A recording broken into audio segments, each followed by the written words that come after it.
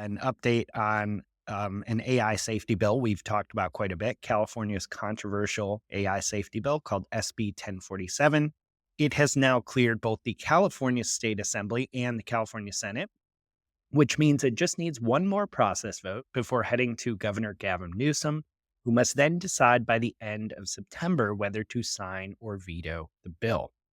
As a reminder, SB 1047 requires AI companies operating in California to implement several safety measures before training advanced foundation models. So these precautions include things like the ability to quickly shut down a model in the case of a safety breach, protection against unsafe post training modifications, and maintaining testing procedures to evaluate potential critical harm risks. Now, this legislation, like we've talked about, has faced some criticism from major players in the AI industry. OpenAI is pretty much against it. Anthropic has pushed back on some things, but appears to be largely for it. And critics, though, have argued that the bill focuses too heavily on catastrophic harm and could negatively impact innovation, open source development, and other areas where AI is moving forward at a pretty rapid clip.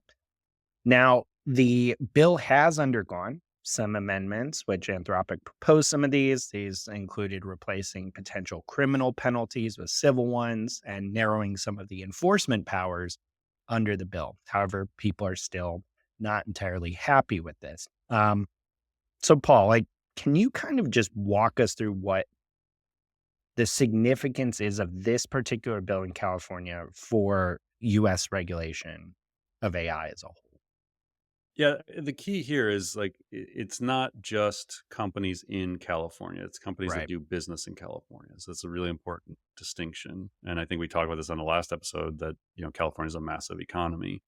Um I mean, I don't know, I just focus it here on why this matters. Like we keep talking about SB 1047 and what is the significance to people.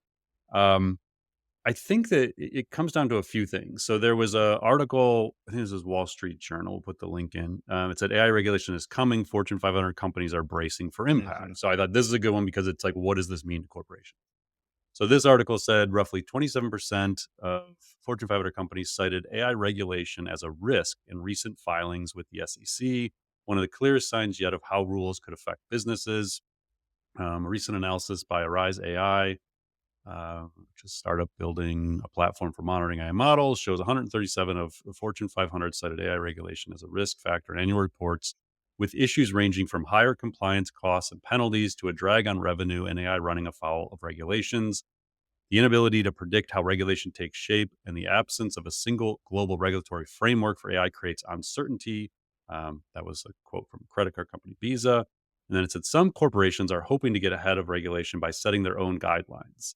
And this is, I think, an important takeaway is we just don't know. And this is why having your own internal policies are really important. Understanding the regulations of your own industry that AI may fall under already is really important. Mhm. So I think there's a element here that this uncertainty matters to businesses. That if this gets signed into law in the next 30 days, then maybe you got 6 months to comply with this. Well, that's gonna boil down to everybody. Like the CMOs all of a sudden gonna have to care about this law.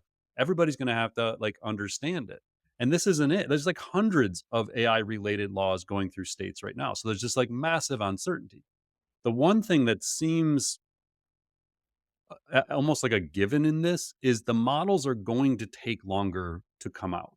So, what I mean by that is whether SB 1047 passes or not, we're going to talk in the next rapid fire item coming up about the US AI Safety Institute and what's happening there. But what's going to happen is these companies are going to be working with the government, even if it's voluntarily, to try and convince them that these models are actually safe. And so they're going to open up access to the models. They're going to demonstrate these to governments, as we learned in the previous topic with OpenAI demoing Strawberry to the government.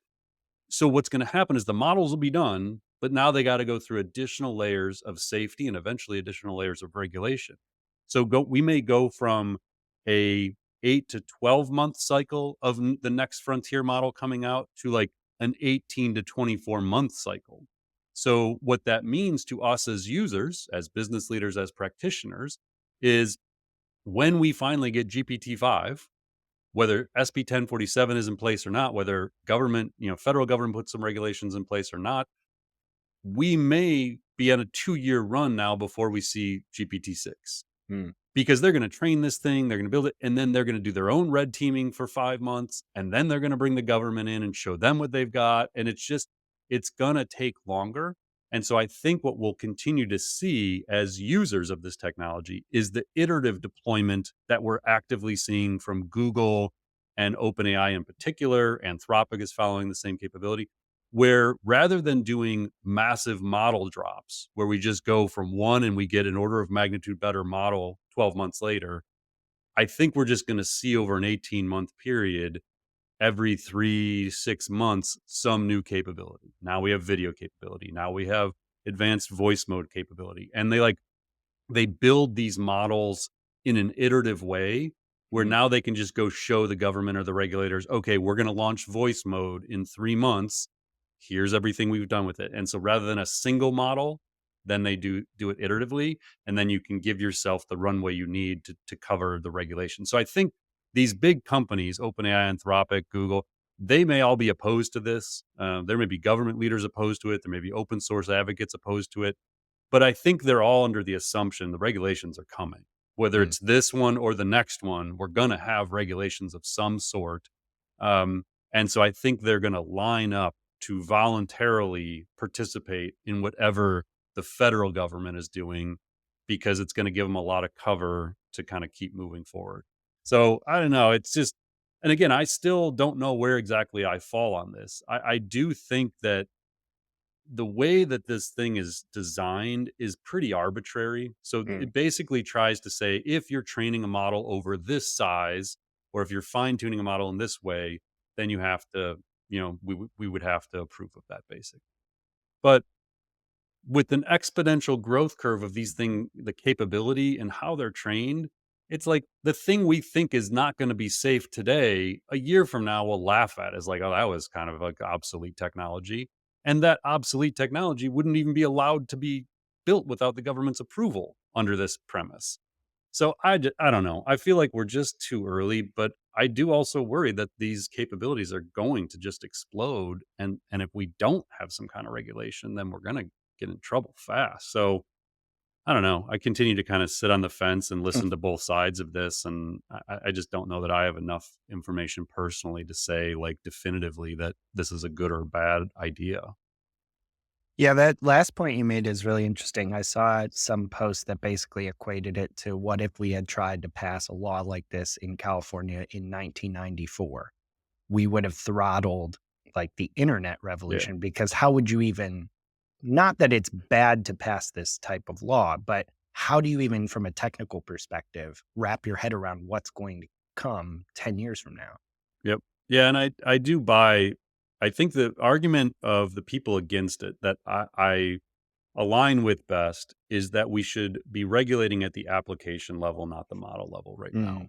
So that this is a general purpose technology. It's going to have all kinds of capabilities, and it can be used for good or for bad. So, like, I think Andrew Ng in his article in Time Magazine, equated to like an engine. Well, an engine can be used in a bomb or it can be used in a car. So, Mhm. do we regulate the invention of the engine and the improvement of the engine, or do we regulate the use of it in bombs? Like, and I think that's the kind of concept here where it makes a lot of sense to look at the application layer and to allow existing laws to cover illegal use of things and people doing harm, and let this play out a little bit. So I don't know, if I had to like pick a side today, I would probably err on the side of I think we need to be thinking deeply about this, but I don't think we're at the point yet where we need to step in and stop innovation, because I think innovation is critical to growth in GDP, to, the safety and security of our country. Like I feel like we don't want to stop this yet. Mm. And I don't think a pause or anything like that is very helpful at the moment.